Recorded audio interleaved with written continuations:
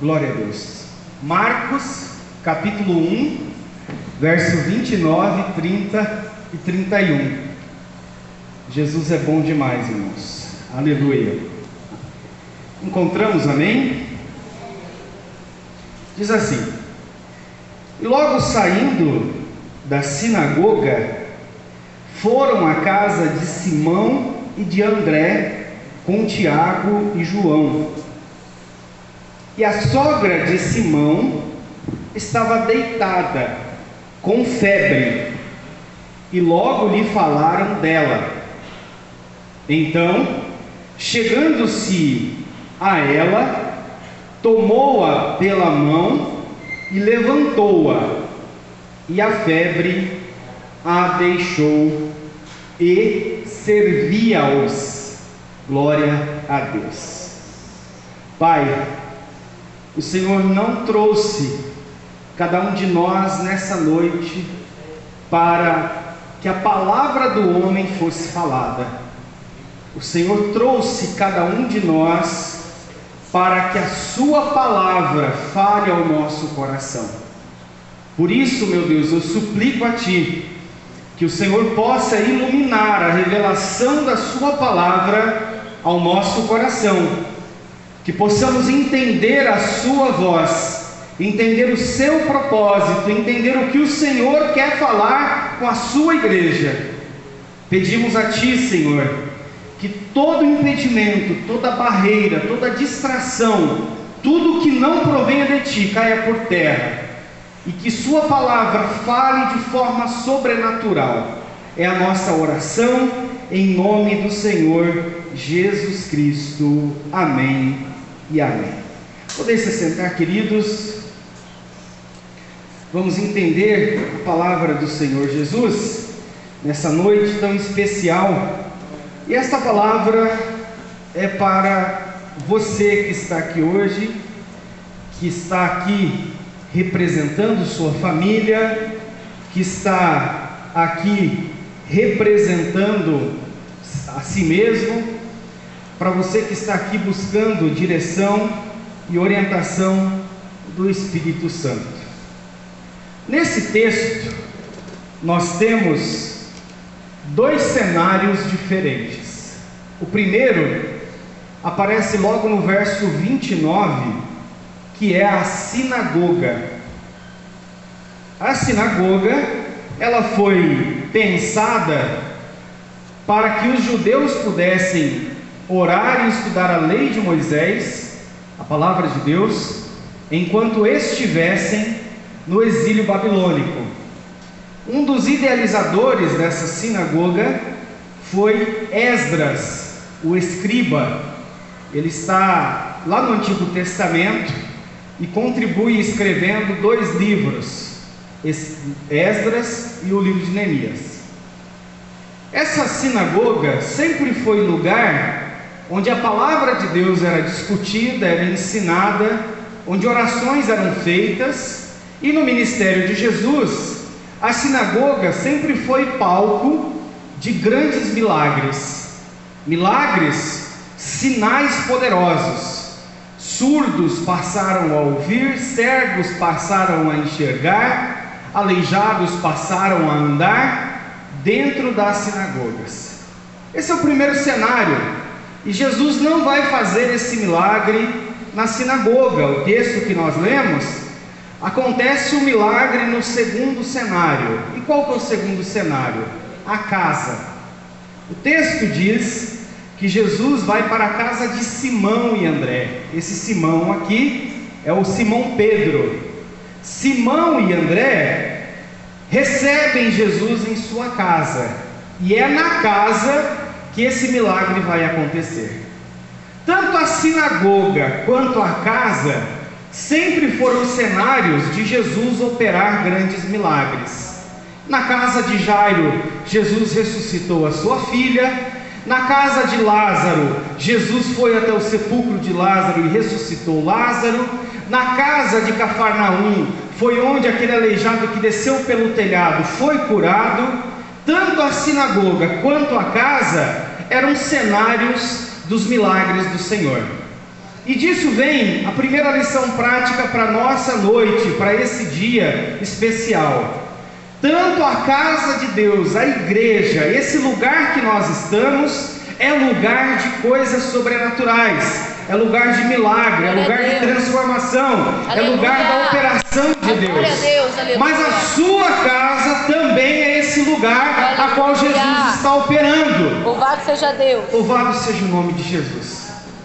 Às vezes nós achamos que é só na igreja que Jesus opera. Ele opera na igreja, Ele opera em casa, Ele opera no trabalho, Ele opera no caminho. Ele está operando, porque Jesus é poderoso. Disso nós podemos descansar e repousar com toda certeza.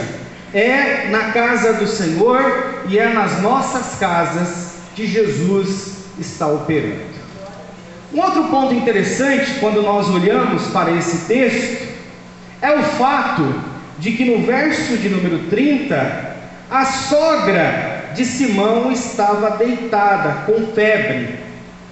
Isso é interessante, porque Simão era um homem que já estava acostumado a ver milagres de Jesus. Ele já havia contemplado operações sobrenaturais de Jesus, mas nem por isso a casa dele foi poupada deste problema que ele está enfrentando.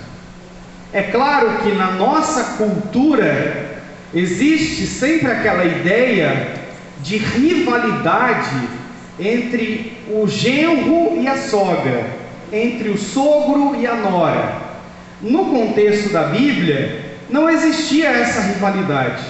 A sogra, ela era a mãe daquele que se casava com a filha. Neste caso, ela é chamada de sogra, porque é a mãe da esposa de Pedro, mas ela também passa a ser a mãe de Pedro. Essa comunhão familiar, ela precisa ser restaurada, ela precisa ser cuidada, ela precisa ser mantida. O único interessado em ver uma família brigando, em sogra, genro, nora, sogro brigando, é o diabo e seus demônios. Nunca foi a vontade de Deus que houvesse rivalidade dentro de casa. A casa deve ser um lugar de paz e comunhão. Olhando para esse texto, nós percebemos que o problema chegou na casa de Pedro. A sogra dele está deitada com febre. Isso vem a essa segunda lição que nós estamos entendendo. O fato de que até mesmo aquelas pessoas mais crentes, mais fervorosas, mais animadas, mais avivadas, podem vir enfrentar problemas em casa. Quando nós olhamos para João capítulo 11, nós temos o texto de Lázaro, e João capítulo 11 faz questão de frisar que Lázaro era amigo de Jesus. Mesmo um grande amigo de Jesus passou por dificuldades. E aí você pode pensar, mas por que, pastor? Que pessoas que andam próximos a Jesus, amigos de Jesus, podem enfrentar problemas. Nós não sabemos o porquê, mas nós sabemos que todas as coisas cooperam para o bem daqueles que amam a Deus. Aleluia! Aleluia! A casa de Simão está abalada com um problema. A sogra está doente, está deitada, está com febre. Eu não sei qual é o problema que a sua casa está enfrentando.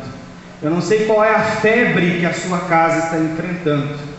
O fato é que mesmo você sendo amigo de Jesus, obreiro de Jesus, trabalhando para Jesus, essas coisas infelizmente acontecem.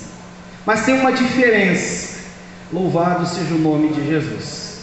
A diferença de que quando nós enfrentamos problemas em casa, nós temos a quem recorrer. Nós temos aquele que opera na sinagoga e aquele que opera em casa, aquele que é poderoso para fazer o impossível. Aleluia! Louvado seja o nome de Jesus.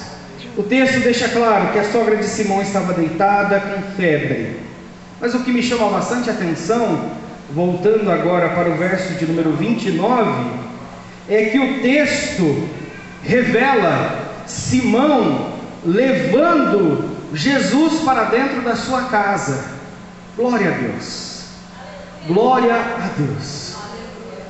Jesus disse para Simão: a partir de hoje eu vou fazer você pescadores de homens, como diz o texto de Marcos 1,16. Só que antes de Pedro levar Jesus para as nações, Pedro levou Jesus para dentro da sua casa. Olha que coisa interessante. Se você olhar o texto do Novo Testamento, você vai ver que Pedro pregou em Jerusalém, Pedro pregou em Roma. Essas duas cidades estão separadas aí por mais ou menos 3.500 quilômetros de distância. De carro dá 45 horas de viagem. Só que antes de Pedro pregar em Jerusalém, antes de Pedro pregar em Roma, ele pregou dentro da sua própria casa. Louvado seja o nome de Jesus. Aqui existe uma lição muito poderosa para nós, irmãos. A lição de que Jesus, ele precisa ir nas nossas casas antes de nós levarmos Jesus para outras pessoas. Nós precisamos incentivar e nos motivar diariamente para carregar Jesus para dentro de casa, assim como nós temos o interesse de levar Jesus a outros lugares. Jesus precisa passar na nossa casa primeiro. Aleluia! Uma vez eu estava numa aula no seminário e uma aluna estava dizendo que o ministério dela estava barrado, porque ela não conseguia sair da casa dela, cuidando do esposo, dos filhos, ela não conseguia avançar. E ali eu pude perceber como que as pessoas se enganam, pensando que o ministério está além da casa, quando na verdade o primeiro e mais importante ministério está dentro das nossas casas. Glória a Deus! Jesus, ele precisa ser levado para dentro das nossas casas, irmãos. Jesus precisa ser levado para dentro das nossas casas com toda certeza. O Senhor, antes de nos chamar ao ministério como pastores, pregadores, obreiros, Ele nos chamou para sermos esposos, maridos, filhos, pais, mães, e tudo isso é da nossa maior responsabilidade. Tem um pregador norte-americano que ele sempre foi conhecido por ganhar muitas almas para Jesus nas cruzadas que ele fazia em estádios, em praças. E um dia ele disse que a maior dor da vida dele era o fato de que, mesmo tendo levado tantas almas para Jesus, ele não conseguiu levar os seus próprios filhos para seguir a Jesus. O nome desse pregador é Billy Sunday. Essa é a grande verdade. Olhando para esse texto, nós vemos que Jesus passa primeiro na casa de Pedro, antes de Pedro levar Jesus para as nações. Quem fala algo parecido com isso é o apóstolo Paulo em 1 Timóteo capítulo 5, verso 8, onde diz: se alguém não cuida dos seus parentes, e especialmente dos de sua própria família, negou a fé e é pior do que um descrente. Nós precisamos levar Jesus primeiro para as nossas casas. Aleluia, glória a Deus. O grande desafio nosso é levar Jesus primeiro para os nossos lares, porque quando Jesus chega na casa, Ele opera a transformação, Ele faz o milagre, Ele faz o impossível, porque Ele é poderoso em glória. Glória a Deus. A primeira lição que nós aprendemos é que até mesmo obreiros podem enfrentar problemas dentro de casa. A segunda lição é: antes de Pedro levar Jesus para Jerusalém, para Roma, Pedro levou Jesus para dentro da sua própria casa. E aí fica o grande convite para todos nós. Precisamos, obrigatoriamente, levar Jesus para dentro dos nossos lares. Sua esposa não casou com um pregador, sua esposa casou com o marido dela. Sua esposa, seu esposo não se casou com um obreiro ou obreira, seu esposo se casou com uma mulher, com uma mãe, com um marido, com uma esposa. Isso tudo vem dentro da nossa responsabilidade de levar Jesus primeiro para dentro das nossas casas. Quantos estão entendendo? Digam amém, Jesus. Amém. Leve Jesus para dentro de casa. Isso é o que nós precisamos fazer. Olhando para o texto agora, de volta ao verso 30, o texto diz que a mulher estava com febre. Febre é ao mesmo tempo uma coisa simples, como também pode ser uma coisa complexa. Eu tinha já uns 30 e tantos anos de idade, quando começou a nascer o meu dente do siso, o famoso dente do juízo. Aquele dente nasceu e começou a dar febre, e eu pude perceber que febre dá também por coisa simples. Mas febre também, se não for cuidada, pode levar a coisas mais graves. E aí que nós entramos nesse ponto importante da história. Quando Jesus vai para a casa de Pedro, ele resolve alguma coisa que é aparentemente simples, mas que poderia se tornar uma coisa muito mais perigosa se não fosse cuidada, levar aquela mulher à desidratação e até à morte. Quando olhamos para isso, nós aprendemos que Jesus, ele está preocupado com as coisas simples da nossa vida, mas também com aquelas coisas que podem se tornar complicadas. Jesus se preocupa com as coisas simples da sua vida. Não é normal, você pode achar que é simples, não é normal os seus filhos ficarem o dia inteiro grudados numa tela, seja ela da televisão, seja do tablet, do smartphone, do computador. Não é normal. Você pode achar que isso é uma coisa simples, mas não é normal. Jesus quer curar essa febre. Glória a Deus. Não é normal você, seu marido, sua esposa ficarem a semana toda brigando por coisas que não fazem o menor sentido.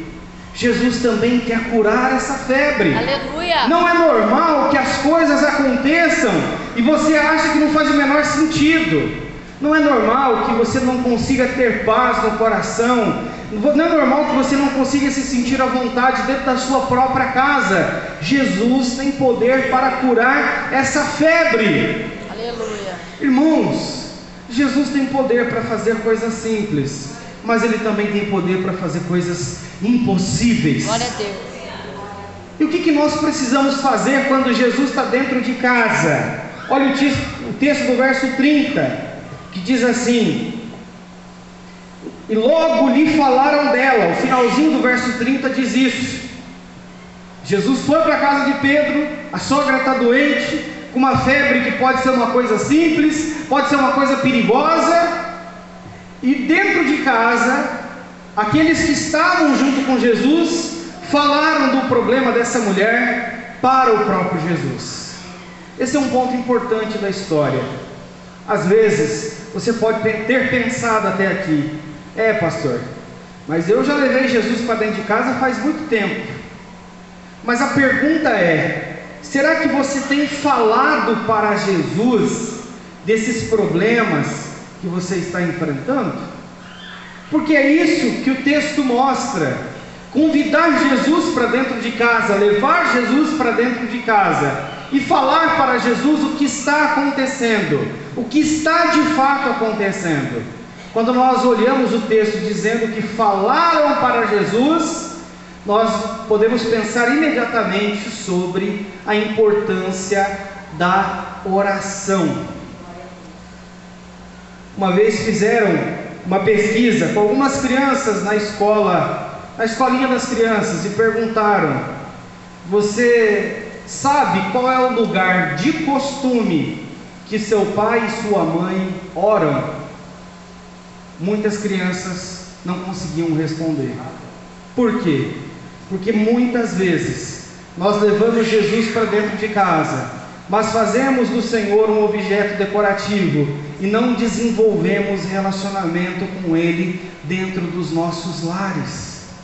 A mulher está com febre. Jesus é poderoso para fazer o impossível. E o que essas pessoas fazem? Clamam a Jesus. Está na hora, meus irmãos, de nós aprendermos, além de levar Jesus para as nossas casas, de orarmos e buscarmos a face de nosso Salvador e Senhor Jesus Cristo. Aleluia! Reserve o seu tempo para orar com a sua família. Reserve o seu tempo para orar por sua família. Não deixe de buscar a face de Deus, porque dentro de casa, Jesus é poderoso para fazer o impossível. Aleluia! Glória a Deus. Perceba, Pedro está com um problema. Pedro leva Jesus para dentro de casa, antes de levar Jesus às nações. Dentro de casa, Jesus vai resolver um problema que é simples, mas pode se tornar algo complexo. E ele resolve isso porque aquelas pessoas que estavam dentro da casa clamaram a Jesus. E aí, quando eu olho para o verso de número 31, isso me chama bastante atenção, porque até aqui nós entendemos a casa de Pedro e o que estava acontecendo. Mas olhando para esse verso de número 31, nós podemos ver como Jesus procede dentro da casa de Pedro. E isso se aplica diretamente a nós, como Jesus procede nas nossas casas, nas nossas famílias. O texto diz no verso 31, a primeira parte: então, chegando-se a ela, ou o texto diz, então ele se aproximou dela. Glória a Deus. Quando eu olhei para esse texto, meu coração ardeu. Jesus, dentro das nossas casas, se aproxima dos nossos, se aproxima das pessoas que nós amamos, se aproxima diante daqueles que nós tanto queremos bem. Os nossos olhos físicos não conseguem contemplar, mas pelos olhos espirituais nós podemos ver o Senhor se aproximando dos nossos, se aproximando daqueles que nós tanto amamos, chegando perto daqueles que nós tanto queremos bem. Jesus faz isso, ele se aproxima daquela mulher. Havia uma preocupação com os religiosos da época, e a preocupação era: não é bom você tocar numa pessoa doente, porque senão você vai pegar a doença dela. Mas como Jesus não é um religioso da época, é o Senhor e Salvador, ele se aproxima, porque ele sabe que a única coisa que sai dele é virtude, é poder, é vida. Glória a Deus! Jesus se aproxima dela. O texto diz no verso 31, tomou-a pela mão. Ele se aproxima, toca naquela mulher. E a sensação de tocar em alguém febril, alguém ardendo em febre, é uma sensação muito ruim. A pessoa está com aquela temperatura exagerada. Jesus toca naquela mão febril, e o texto diz: e levantou-a, e a febre a deixou. Glória a Deus. Aleluia. O que pode sair do dono da vida senão a própria vida? Glória a Deus. O que pode sair daquele que é a vida senão a própria vida? Aleluia. Louvado A seja febre vai sair, a febre vai ter que sair, porque Jesus está tocando na sua vida. Aleluia! Aleluia. Jesus está tocando na sua vida. Aleluia. Louvado seja o nome de Jesus. A febre vai ter que sair. Glória a Deus. E aí o que é muito interessante é que normalmente quando alguém tem uma febre muito forte, depois que passa a febre, essa pessoa fica cansada, abatida, desidratada. Mas com Jesus a coisa é diferente, porque o final do verso 31 diz: e a febre a deixou e servia-os. Louvado seja o nome de Jesus, irmãos. Jesus não faz nada pela metade. Você faz coisas pela metade, eu faço coisas pela metade, mas Jesus não faz nada pela metade. O que ele faz completamente. Glória a Deus, aleluia. O que ele faz completamente. Amém. Se ele toca para mudar, para transformar, porque ele é poderoso em glória para isso. Encerrando a nossa reflexão até aqui, nós aprendemos que quando Jesus entra na nossa casa e nós damos a Ele a honra para que ele participe de tudo que envolve a nossa vida, a febre tem que deixar, a febre tem que sair, e o grande milagre do Senhor acontece. Aleluia. Louvado seja o nome de Jesus. E eu quero convidar você a ficar de pé nesse momento.